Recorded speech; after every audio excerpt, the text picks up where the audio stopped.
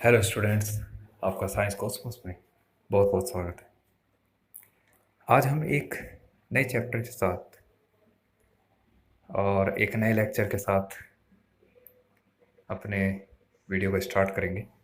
तो सबसे पहले मैं आपको बता दूं कि आज का जो हमारा टॉपिक है वो आपको पता ही हो गया चल गया होगा कि हम आज कौन कौन से टॉपिक कवर करेंगे। तो उसमें सबसे पहले आज जो स्पीसीज जो ऑर्गेनिज्म हमने लिया है वो है प्लांट। आज हम प्लांट की सेक्सुअल लाइफ या रिप्रोडक्टिव लाइफ के बारे में डिस्कस करेंगे और उसको कवर करेंगे कुछ लेक्चर्स के ज़रिए। तो जिसमें से पहला लेक्चर उसमें कौन से टॉपिक हैं वो आपको ऑलरेडी पता है। तो पहला सबसे पहले सवाल उठता है, व्हाट इज़ रिप्रोडक्शन। आपको याद रखना है कि रिप्रोडक्शन एक ऐसा प्रोसेस है जिसके ज़रिए कोई भी ऑर्गेनिज्म अपनी लाइफ मीन्स अपनी नॉट लाइफ अपनी जनरेशन की लाइफ को कंटिन्यू कर सकता है। और ये जो रिप्रोडक्शन प्रोसेस है, आपको याद रखना है कि इकलौता ऐसा लाइफ प्रोसेस है जो एक ऑर्गेनिज्म के लिए ज़रूरी नहीं है, ऑर्गेनिज्म की लाइफ के लिए ज़रूरी नहीं है। Without marriage we are capable to survive. शादी के बिना हम जिंदा रह सकते हैं। सिमिलरली जो प्लांट्स होते हैं, रिप्रोडक्शन उनके लिए ज़रूरी नहीं है। रिप्रोडक्शन उनकी जनरेशन के लिए ज़रूरी है जिससे वो अपनी जीन्स अपने डीएनए को प्रिजर्व कर सकें, कंटिन्यू आगे बढ़ा सकें, इवोल्यूशन जैसे प्रोसेस में उन्हें भाग दिला सकें। अब हम बात करेंगे प्लांट के रिप्रोडक्टिव ऑर्गन्स की।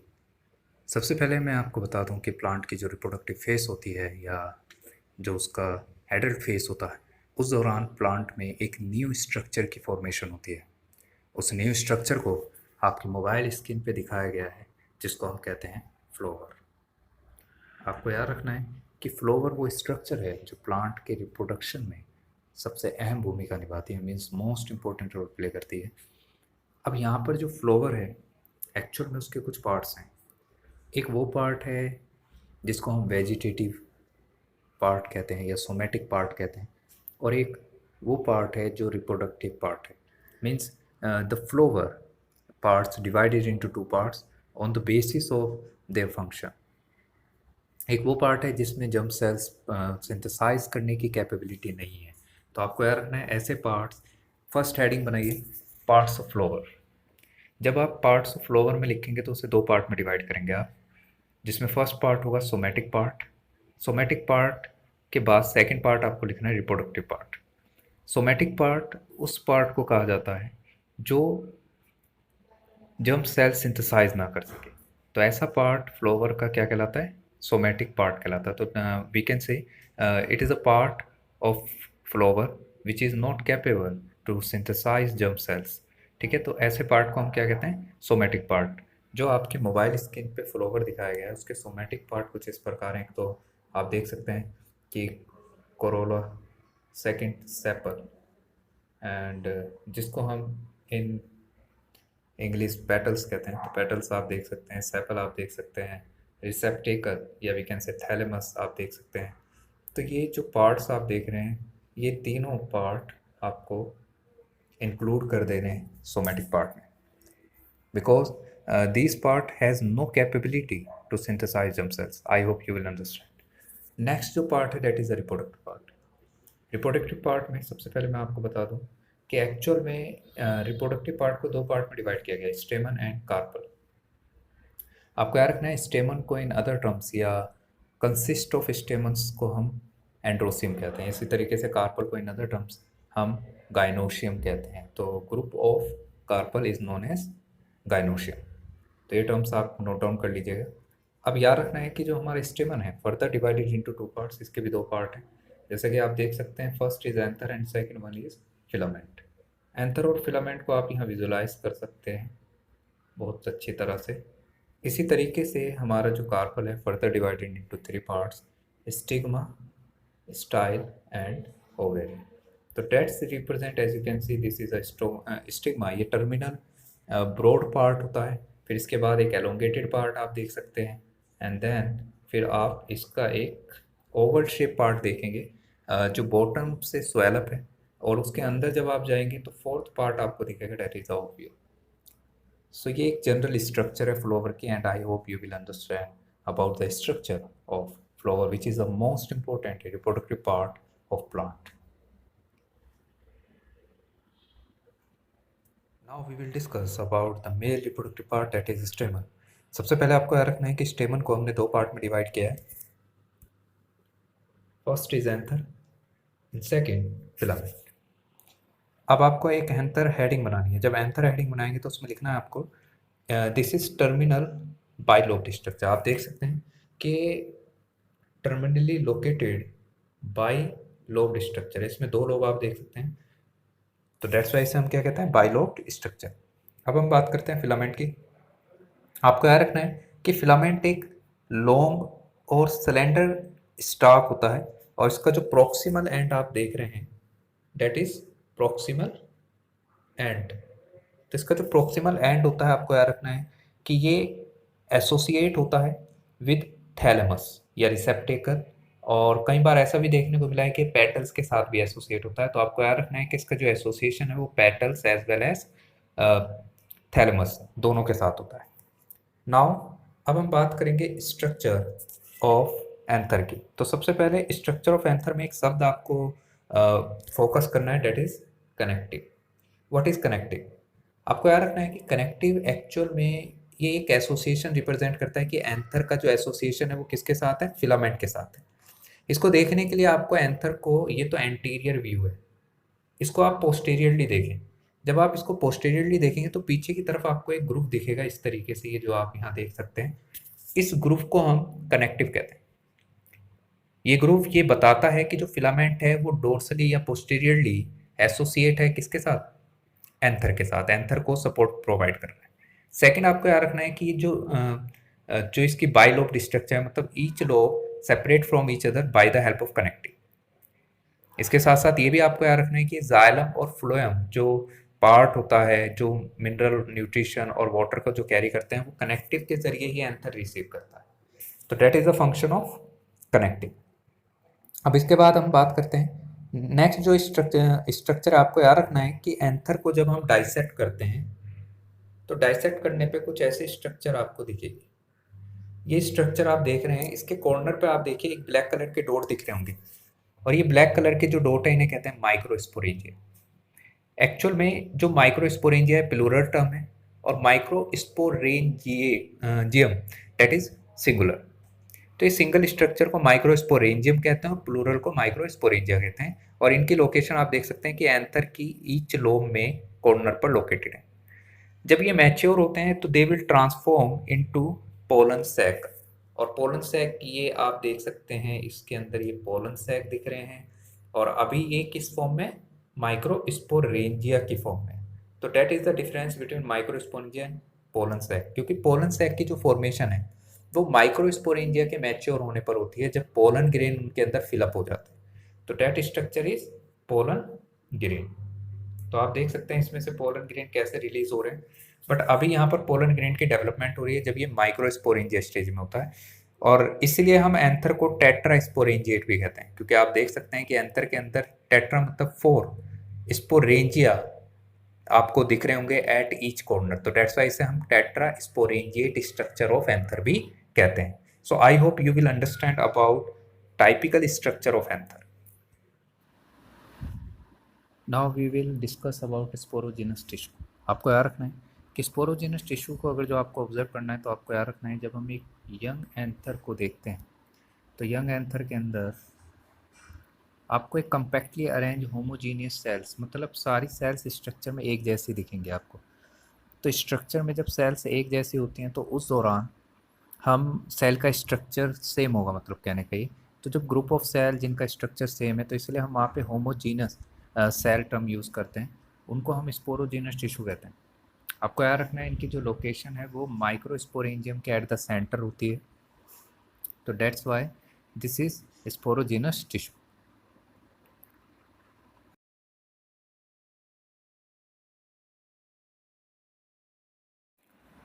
Now we will discuss about microsporogenesis. सबसे पहले आपको ध्यान रखना है कि ये माइक्रोस्पोरोजेनेसिस जो प्रोसेस है ये आपको माइक्रोस्पोरेंजिया के सेंटर में होता हुआ दिखेगा।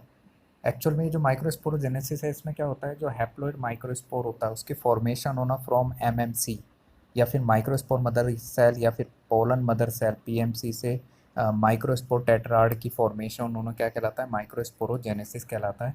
और ये प्रोसेस इनसाइड पोलन सैक होता है by the help of meiotic division. Meiotic division means by meiosis first and second.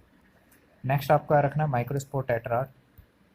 Actual में जो माइक्रोस्पोर टेट्राड है इसमें आपको जैसे पता ही है कि हैप्लॉइड माइक्रोस्पोर जो बनते हैं from a single mother cell या एमएमसी माइक्रोस्पोर मदर सेल या वी कैन से पीएमसी से, तो वो जब जब उनकी 4 सेल्स की फॉर्मेशन होती है मायोसिस सेकेंड के बाद, तो वो एक स्ट्रक्चर में अरेंज हो जाते हैं और वहाँ पर 4 सेल्स एक टेट्राड की फॉर्म में अरेंज रहती है by the help of cellulose wall.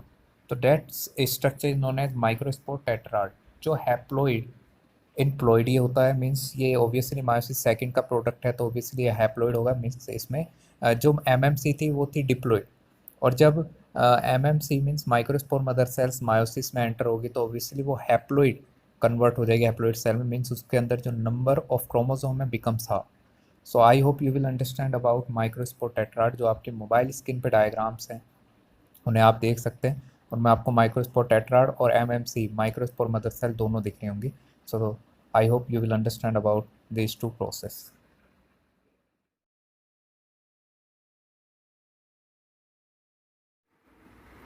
Now we will discuss about dehiscence of anther. सबसे पहले आपको ध्यान रखना है कि जब एंथर डिहाइसेंस होता है तो उस दौरान ये कंडीशन जब आती है जब जो एंथर है वो पूरी तरह से मैच्योर और डिहाइड्रेट हो जाता है। तो जब वो मैच्योर डिहाइड्रेट होता है तो उस दौरान ये प्रोसेस होता है। इस प्रोसेस के दौरान जो पोलन सैक के अंदर प्रेजेंट जो माइक्रोस्पोर टेट्राड होते हैं उनके बीच में जो सेल्यूलोजिक वॉल होती है वो डिसोसिएट हो जाती है और उससे एक नई स्ट्रक्चर की फॉर्मेशन होती है जिसको हम पोलन ग्रेन कहते हैं, जो आप देख सकते हैं। पोलन ग्रेन की फॉर्मेशन आपको याद रखना है माइक्रोस्पोर टेट्राड से होती है। इसके बाद जो माइक्रोस्पोरेंजियम है, मीन्स आप देख सकते हैं कि जो माइक्रोस्पोरेंजियम है वो पूरी तरह से एक दूसरे से मिल चुके हैं। यहाँ पर एक पूरा स्ट्रक्चर दोनों microsporangium in each lobe they will associate with each other. उसके पीछे रीज़न क्या है? उसके पीछे रीज़न है स्टोमियम का डिसोसिएट होना। आप देख सकते हैं स्टोमियम आपको याद रखना है कॉर्नर पे जो लार्ज बुलिफॉर्म सेल्स हैं ये एपिडर्मल सेल्स की मॉडिफाइड फॉर्म होती हैं जो हेल्प करती हैं एंथर के डिहाइसेंस में। और जो आपने रेड कलर की एक लाइन देखी थी उसे हम लाइन ऑफ डिहाइसेंस कहते हैं। तो ये वही जगह है जहाँ पर आपको स्टोमियम सेल्स दिखाई देंगी।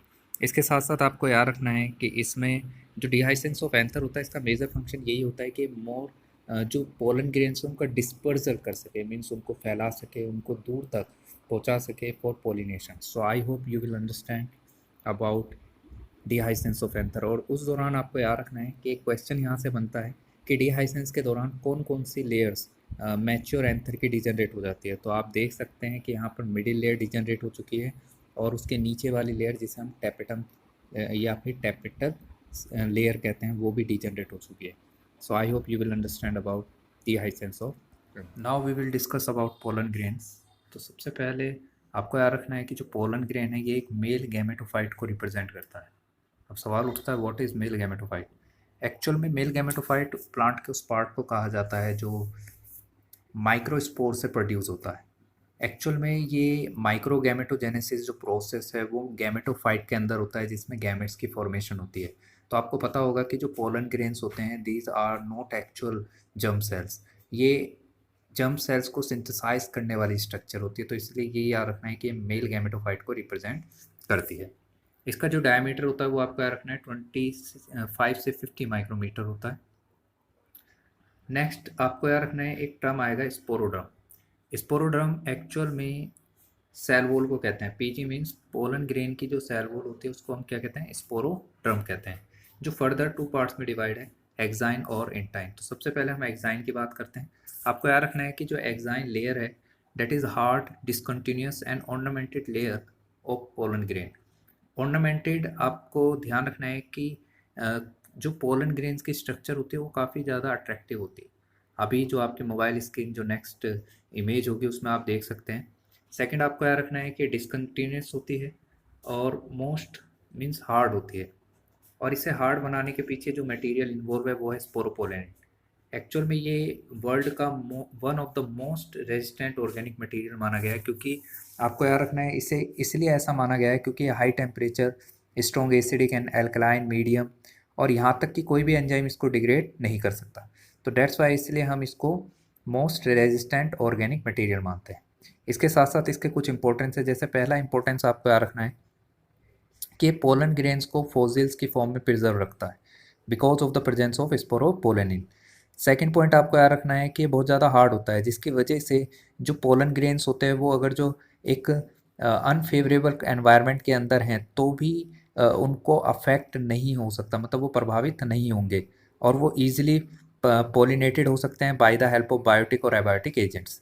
और थर्ड एंड मोस्ट इंपॉर्टेंट आपको याद रखना है कि इसका टेक्सोनोमिक सिग्निफिकेंस है। मीन्स कहने का ये कि इसका जो पैटर्न और डिज़ाइन है इसकी लेयर का, वो एक ऑर्नामेंटेड फॉर्म में होता है, जिसकी वजह से आपको याद रखना है कि हम इसकी एग्जाइन की लेयर से पोलन ग्रेन आइडेंटिफाई कर सकते हैं कि वो कौन सी स्पीसीज से बिलोंग करता है। So I hope you will understand about exine. Now next जो टर्म आएगी डेट इज़ जंप पोर। आपको याद रखना है कि जंप पोर ये एक पोर होता है which is formed where sporopollenin absent. मैंने अभी जो प्रीवियस आपने सेक्शन देखा उसमें आपने देखा था कि जो हमारी एग्जाइन होती है वो डिसकंटिन्यूस होती है। डिसकंटिन्यूस मीन्स जहाँ पर स्पोरोपोलेनिन एब्सेंट होता है या एग्जाइन एब्सेंट होती है, तो एग्जाइन के एब्सेंट होने से जो स्ट्रक्चर वहाँ पर फॉर्म होगी डेट इज़ जर्म पोर। और आपको याद रखना है कि इसका जो मेजर फंक्शन है जम्पोर का वो होता है जो पोलन ट्यूब की फॉर्मेशन होती है वाया पोलन ग्रेन, तो वो जनरली जिस रीजन से होती है उस रीजन को हम जर्मपोर कहते हैं। तो जर्मपोर वो एक्चुअल रीजन है जहाँ से जो पोलन ट्यूब है वो एक्सट्रूड होती है या अराइज होती है, फॉर्म्ड होती है या रिलीज होती है। Understand, that is germ pore. Next आपको याद रखना है second layer that is intine. Intine inner wall होती है पोलन ग्रेन की और काफ़ी ज़्यादा थिन होती है और कंटिन्यूस होती है, क्योंकि जंप पोर की जो फॉर्मेशन है उसमें भी इंटाइन इन्वॉल्व होती है and that is made up of cellulose and pectin. So keep remember that is the structure of pollen grain and it is most important for point of view of your entrance या न्यूस exam या CBSE exam. So I hope you will understand about the whole structure of pollen grain. And now आप कुछ images देखेंगे, उन images को ध्यान से देखना है और आइडेंटिफाई करना है कि वो इमेजेस आपको क्या समझा रही हैं।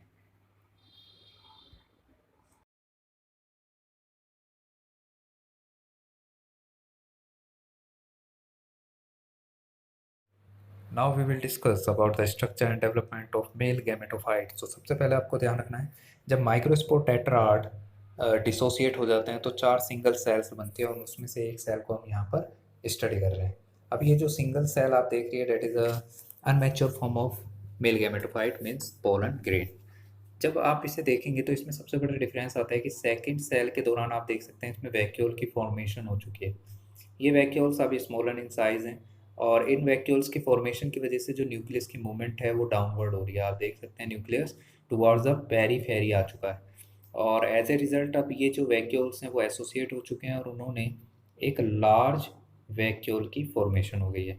अब ये लार्ज वैक्यूल फॉर्मेशन जब हुई तो न्यूक्लियस, ध्यान रखना है यहाँ पर एक एसिमेट्रिकल स्पिंडल मीन्स माइटोसिस होके 2 न्यूक्लियस फॉर्म्ड होते हैं, जिसमें से एक लार्जर न्यूक्लियस है और एक स्मॉलर न्यूक्लियस है, इसलिए हम यहाँ पर एसिमेट्रिकल स्पिंडल फॉर्मेशन होते हुए देखते हैं। अब यहाँ पर आपको याद रखना है जो लार्जर सेल है that is a vegetative cell और उसके जो न्यूक्लियस है इसको हम कहते हैं वेजिटेटिव न्यूक्लियस, और जो स्मॉलर सेल है उसको हम जनरेटिव सेल कहते हैं या फिर आपको याद रखना है कि that generative nucleus possessed by generative cell. और इसमें स्मॉल वैक्यूल्स भी आप देख सकते हैं। इसके साथ साथ साइटोप्लाज्म कंटेंट जो होता है वेजिटेटिव सेल में ज़्यादा होता है और जनरेटिव सेल में माइनर इन अमाउंट होता है। और बीच में ये जो वॉल आप देख रहे हैं that is a cellulose wall है ये, और this is a 2 cell stage of pollen grain. तो that is a male gametophyte जो आप देख रहे हैं on your screen. So I hope you will understand about various events related to sexual reproduction of plant. So thank you so much for watching this video and I hope you will get some knowledge and awareness and I hope you will make your apple strong. और video कैसा लगा please comment के ज़रिए आप अपने doubts भी पूछ सकते हैं और बताएं कि वीडियो कैसा लगा and thank you so much for watching this video.